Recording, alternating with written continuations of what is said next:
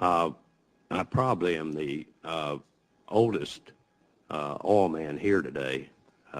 That's not in my notes. And thank you for having me. Our country is in the most perilous time in history in terms of imported oil, and any serious way out of our energy crisis is going to take a real investment in our transmission system. I believe renewable energy sources are a viable solution to this crisis. But any way used to fix our dependence on foreign oil will depend on our willingness to invest and streamline our transmission system. Private enterprise will invest the money and will build it cheaply and efficiently if Congress adopts clear, predictable policies.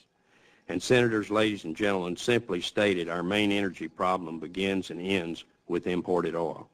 In the 1960s, we were importing about 10% of our oil. In 73, we were up to 24%.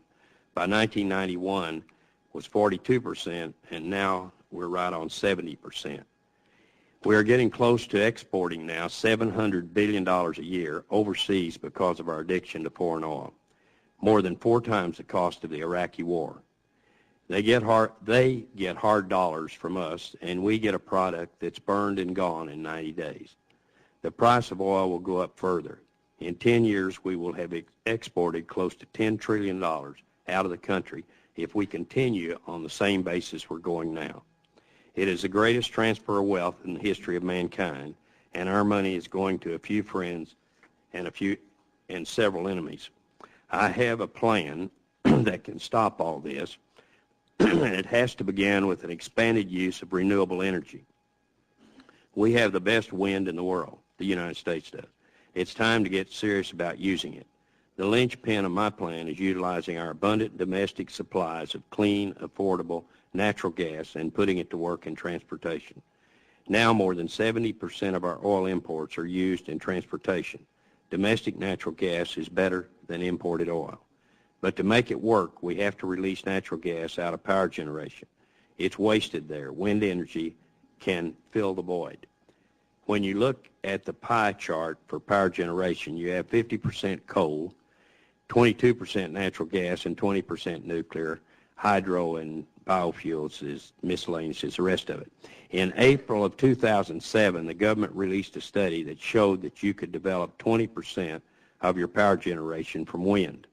Sweetwater, Texas is a model for wind power. If you take the total Sweetwater complex, it's about 2,000 megawatts. Let me tell you just something about Sweetwater, Texas. It is rural America. It was a 12,000 population town, went down below 10,000, and now has recovered above 12,000 because of the wind.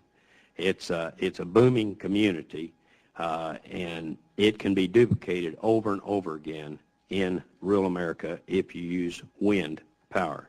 Shell Oil Company is starting a project just northwest of Sweetwater, 3,000 megawatts, and we are building the world's largest wind project in Pampa, Texas, which is 200 miles north of Sweetwater. The Pampa Wind Project will be capable of generating 4,000 megawatts of electricity, enough to serve 1.2 million U.S. homes. There will be 2,500 turbines in that project. And if you go up through the wind corridor from Sweetwater to Pampa to Goodland, Kansas, and on up to Hastings, Nebraska, and on to Canada, it is all good for wind, all of it. Fabulous resource for this country to have. With wind, and it's in the right place too. It's in the central part of the United States. It's safe. With wind power in place, you can take the 22% of our energy supply from natural gas and move it to transportation. The 22% move to transportation will replace all, underline all, of OPEC imports. This is a real number. Foreign oil imports represent a real threat to our national security and our national economy. This is an emergency, and we need to consider giving our next president emergency powers to deal with it. I would envision Eisenhower federal highway system that when back in the Cold War. And I think that's what it's going to take to do this. It's got to be done quickly because of the $700 billion a year we're exporting out of this country. In the meantime, Congress can bring leadership to the table and help address one of the critical shortcomings of wind. energy transportation. If private enterprise is going to fund these efforts, we need to ensure they are clear, predictable policies regarding siting, permitting, federal land use, cost recovery, capacity rights, incentives. There are many benefits to doing this, including cleaner air, lower demand for water, marketing the natural gas available for feedstock for chemical and agriculture uses, making natural gas available for use for a transportation fuel, contribute to the revitalization of rural areas in central United States, take advantage of plentiful renewable resources to provide a secure supply of power. Thank you, Mr. Chairman, for holding this hearing today.